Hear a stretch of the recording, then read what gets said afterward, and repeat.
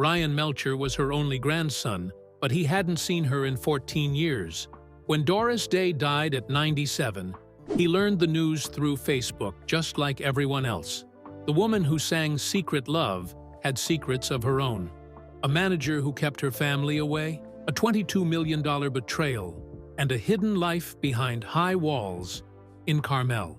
Now, Ryan breaks his silence about the grandmother America loved but never really knew.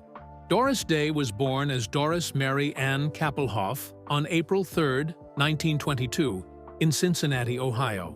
She grew up in a working-class neighborhood with her parents, William, a music teacher, and Alma, a homemaker. Doris had two older brothers, but one, Richard, sadly died before she was born. This loss shaped her strong and determined personality. When she was still a child, her parents divorced, which was unusual and shocking at the time. Doris was raised mostly by her mother, and they faced many challenges during the Great Depression. But even as a young girl, Doris stood out for her spirited nature. At just 12 years old, she won a contest by standing on her hands for over 3 hours, earning free dance lessons. This showed the determination that would define her entire life. Doris loved dancing and dreamed of becoming a professional dancer. But when she was 14, her life took a heartbreaking turn. Just before a trip to Hollywood that could have changed her life, she was in a terrible car accident. A train hit the car she was in, and her leg was shattered. It was so bad that doctors thought they might have to amputate.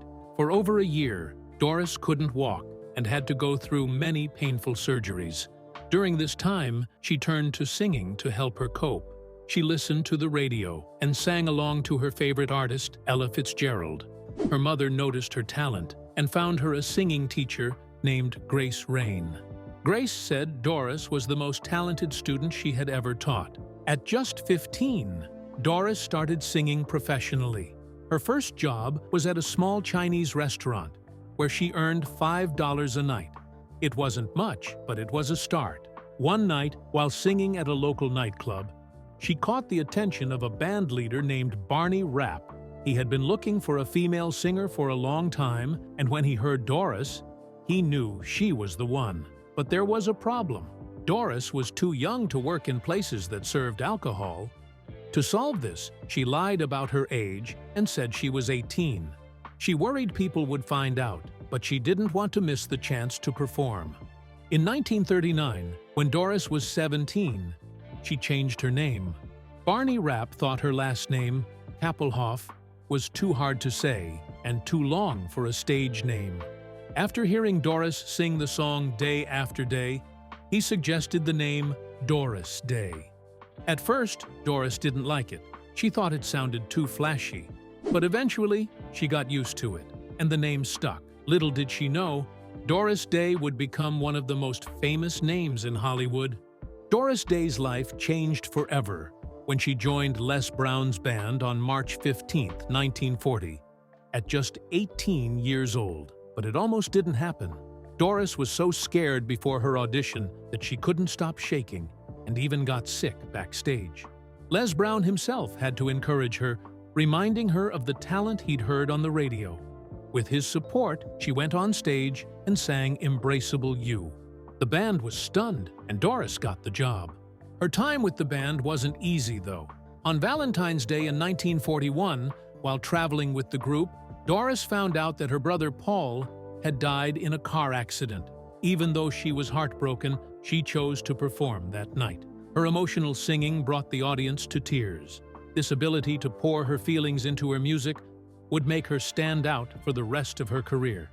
The biggest moment with Les Brown's band came in 1945 when they recorded Sentimental Journey. Les didn't even like the song at first and called it too old-fashioned. But Doris believed in it so much that she told him she'd quit if they didn't record it.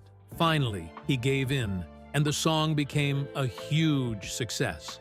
It sold over 1 million copies in its first year and became the theme song for soldiers returning home from World War II. Fun fact, Doris was sick with a cold when she recorded it, which gave her voice a husky, emotional sound that became her signature. In 1947, Doris decided to try a solo career. It wasn't easy at first. When she signed with Columbia Records on September 1st, there was a lot of pressure on her. She was one of the first female artists to get a big contract like that, a 7-year deal worth $1 million. But even with this big opportunity, things didn't start smoothly. At her first recording session, she found the songs picked for her were boring and outdated. Doris refused to sing them. After arguing with the studio, she was finally allowed to choose her own songs. That decision led to her recording It's Magic, which became a massive hit. It sold over 2 million copies and even got her an Oscar nomination.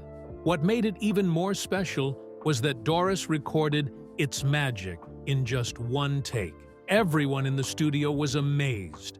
The song was so popular that Columbia Records couldn't keep up with demand. They had to stop making other records just to produce more copies of Doris's hit. Doris Day's story with Secret Love is full of surprises. In 1953, the song was written for her movie Calamity Jane, but she didn't like it at all. She thought the words were too mushy and refused to sing it. This put the filmmakers in a tough spot. The director, David Butler, decided to visit her late at night. He brought a bottle of champagne and a piano player, pleading with her to give the song a chance. After a lot of convincing, she finally agreed. The day of the recording wasn't smooth either. Doris had been up all night fighting with her husband, Marty Melcher, and came to the studio upset and crying. Even so, she insisted on recording the song. She sang it in one single take, pouring all her emotions into the performance. Everyone in the studio was stunned. The orchestra members were in tears, and the sound engineer couldn't even speak. The recording was so powerful that Columbia Records decided to release it just as it was. No changes, no edits, nothing. When the song was released, it became a massive hit. Secret Love stayed at #1 on the Billboard charts for 19 weeks and sold over 4 million copies worldwide. It even won an Oscar for Best Original Song, making Doris the first person to act in a movie and sing an Oscar-winning song. But despite the fame, Doris was nervous about performing it live.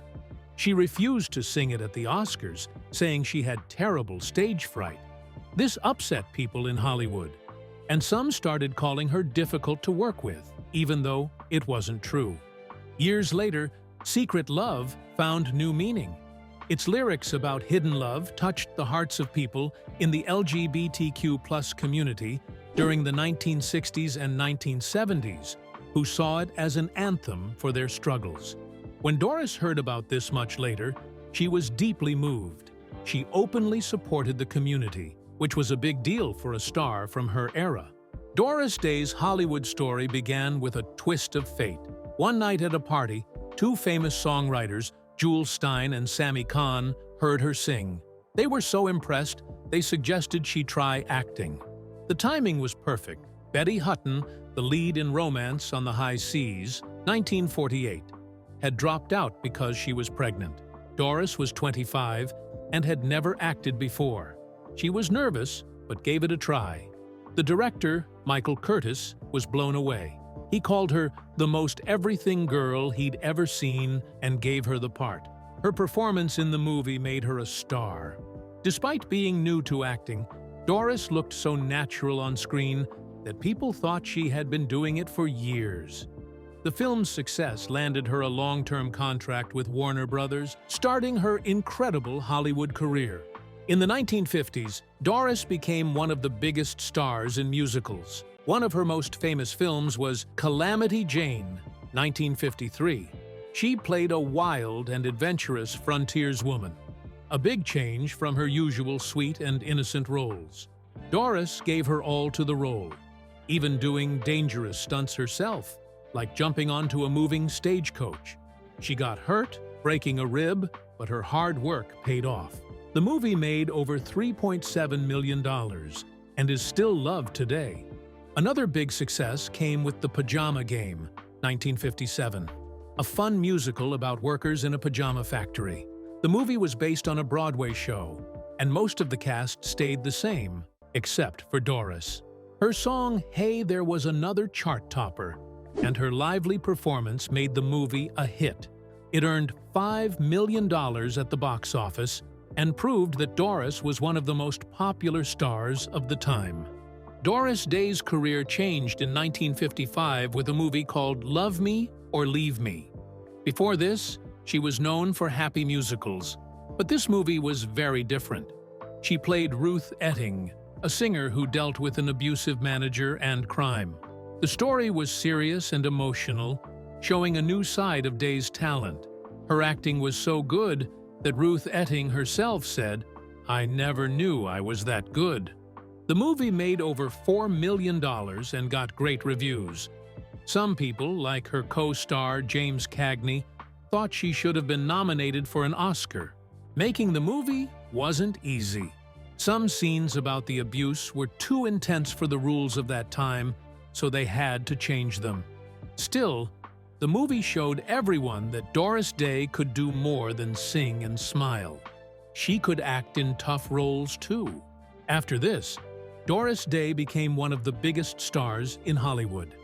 In the late 1950s and early 1960s, she was a box office queen. From 1960 to 1964, she was the most popular movie star in America, a record only Shirley Temple had before her. One of her biggest hits was Pillow Talk in 1959, her first movie with Rock Hudson. It cost $3 million to make, but earned over $18 million. Her chemistry with Hudson was amazing, and they made 2 more movies together: Lover Come Back in 1961 and Send Me No Flowers in 1964. All 3 were huge hits, and Pillow Talk even got Day her only Oscar nomination for Best Actress. Doris Day's movies made a lot of money, over $200 million by 1965. She became known as the most bankable actress in Hollywood. She was also one of the highest-paid stars, earning $750,000 per film and getting a share of the profits.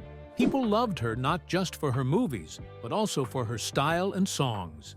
She was a true American icon. But being America's sweetheart wasn't always fun for Day.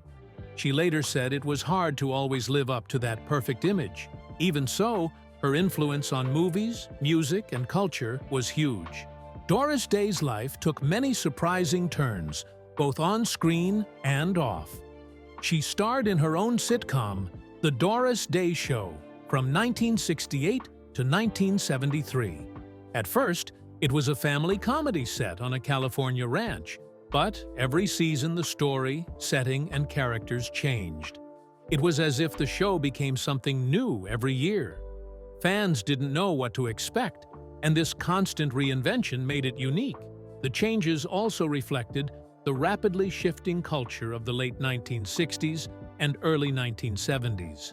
After the show ended, Doris decided to leave acting and focus on something she truly loved: helping animals. Her passion started when she was a child, after her dog Tiny died in a tragic accident. That loss stayed with her and inspired her to protect animals for the rest of her life. Even during her career, Doris showed her love for animals. While filming The Man Who Knew Too Much in Morocco, she was horrified by the poor treatment of animals on the set. She refused to keep working until the animals were cared for. Her actions led to the creation of a feeding station for the local animals, showing how much she cared and how much her voice mattered. In 1978, Doris started the Doris Day Pet Foundation, which later became the Doris Day Animal Foundation. At first, it focused on rescuing animals locally.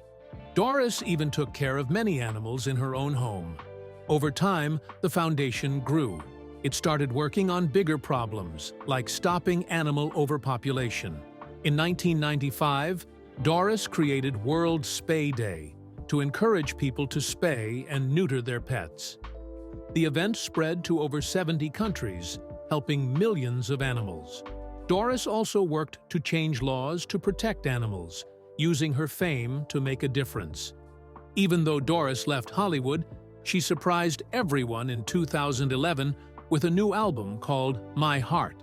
At 89 years old, she released songs that had been recorded in the 1980s, many of them written by her late son, Terry Melcher. The album was very personal and full of emotion. One song, Happy Endings, even featured Terry's voice alongside Doris's. Fans loved the album, and it became a hit. It reached number 9 on the UK albums chart, making Doris the oldest artist to have a top 10 album with new material. In the US, it marked her first appearance on the Billboard charts in almost 50 years. Even after the album's success, Doris stayed out of the spotlight. She preferred to spend her time working on animal welfare. Her last public message came in 2019, when she turned 97. She thanked her fans for their support and reminded them to keep helping animals through her foundation. Doris Day's life took a difficult turn at just 17 when she married Al Jordan, a 23-year-old trombonist. Her mother had warned her against the marriage, but Day was determined. Sadly, her mother's fears came true. Right after their wedding in April 1941, the abuse started. On their very first day as husband and wife, Jordan saw Day kiss a fellow musician on the cheek as a thank you for a gift. Furious, he dragged her out of the theater, through the streets of New York, and back to their hotel room, where he beat her mercilessly. The violence didn't stop there. Jordan was controlling and jealous, constantly accusing Day of being unfaithful. He called her terrible names and even slapped her in public when he saw her picture on a magazine cover. Things got worse when Day became pregnant. Jordan tried to force her to have an illegal abortion, and when she refused, he beat her so badly that she nearly lost the baby. The worst moment came when she was 8 months pregnant. Jordan hid a gun in his car and drove Day to a secluded area, planning to kill her and their unborn child before taking his own life. With her quick thinking, Day managed to calm him down and avoid tragedy, but the terror stayed with her forever. From that day on, she couldn't sit in the front seat of a car without feeling afraid. After her son Terry was born in February 1942, Day tried to hold the marriage together, hoping Jordan would change. But when he started hurting their baby, she knew she had to leave. It wasn't easy, but she found the courage to walk away and file for divorce. Sadly, this wasn't the last time Day would find herself in a relationship with an unstable man. Her second marriage, to saxophonist George Weidler, seemed like a fresh start. They met while performing in the same band, and their connection was instant. Day, now a young single mom, fell for his charm, and the two quickly married in 1946. After tying the knot, they moved to Hollywood, believing it would give them better opportunities. At first, things seemed promising, but cracks started to show. Weidler wasn't ready to be a stepfather, and didn't hide his reluctance when Day suggested that her mother and son move in with them. He also struggled with Day's growing success. As her singing career began to take off, he became insecure and distant. Then, just 8 months after their wedding, he delivered a crushing blow. He wanted a divorce. His reason? He didn't want to be overshadowed by her rising fame, or known as Mr. Doris Day.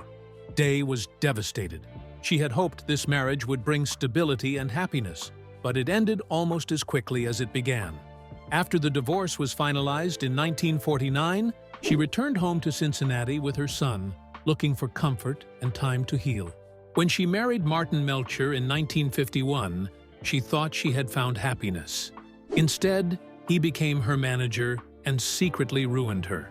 For 17 years, Melcher and his business partner, Jerome Rosenthal, stole her money and wasted it on bad deals. Doris trusted Melcher completely and never questioned what he was doing. When Melcher suddenly died in 1968, Doris discovered the terrible truth. Her entire fortune, worth what would be $150 million today, was gone. On top of that, she was $500,000 in debt. But that wasn't all. Melcher had secretly signed her up for a CBS television show without asking her. Doris, who had been one of Hollywood's biggest movie stars, was now broke and forced into TV work she didn't want. Doris sued Rosenthal to get back what was hers. In 1974, she won a $22 million settlement. But in the end, she received only a small part of it after making deals with insurance companies. Her son later said she got far less than people thought. This betrayal was devastating. Doris had trusted Melcher completely, and he had lied to her for almost 2 decades. It broke her heart and made her step away from the spotlight. One of the hardest parts of Melcher's betrayal was the TV show he had signed her up for. Doris had planned to retire after her last movie in 1968, but now she had no choice. She had to do the Doris Day show to pay off the debts Melcher left behind. She only found out about the show a few weeks before filming started and was horrified. Even worse, the $500,000 advance from CBS was already spent. But money troubles weren't the only challenges Doris faced. For most of her life, she struggled with anxiety and depression. Even at the height of her fame, she was battling panic attacks and fear.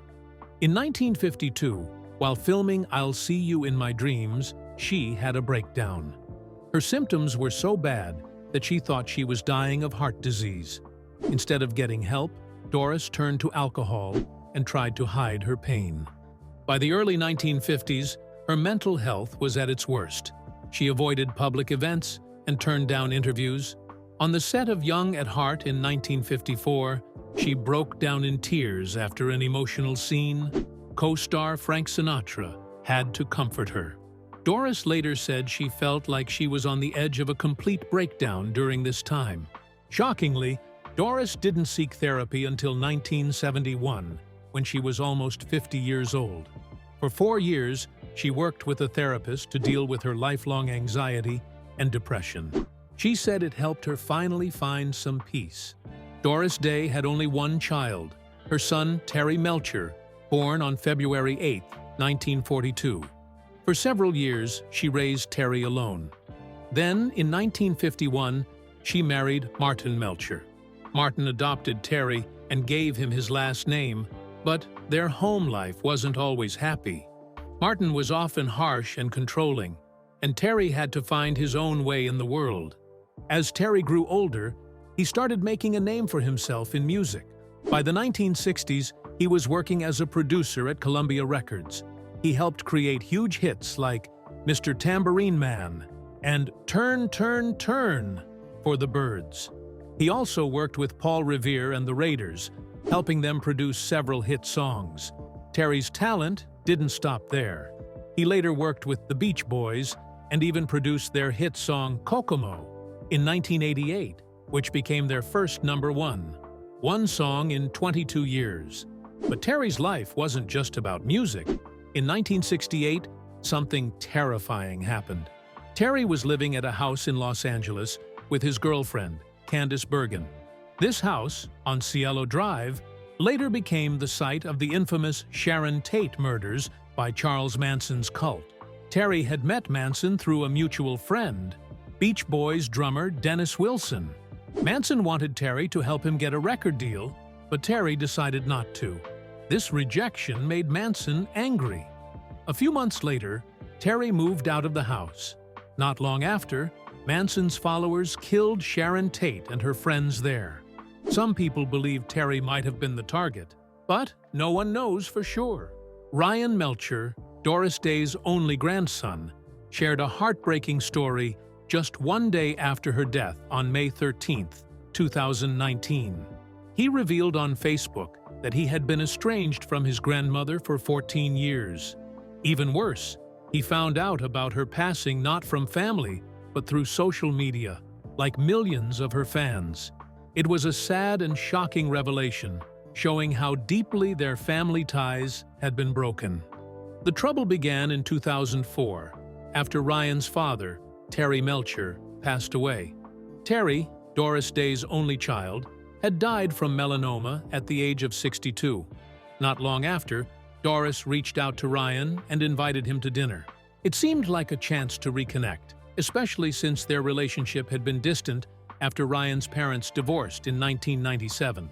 But things didn't go as planned. Before the dinner could happen, Doris's new business manager, Bob Bashara, stepped in. He called Ryan to a meeting at the Cypress Inn, a hotel Doris co-owned in Carmel, California. Ryan says Bashara asked him, "Why do you want to see Doris?" Ryan was stunned and replied, "She's my grandmother." But instead of bringing them closer, Bashara told Ryan he wouldn't be allowed to see her. He even blamed the estrangement on Ryan's parents' divorce. That moment marked the start of a painful separation that would last until Doris's death.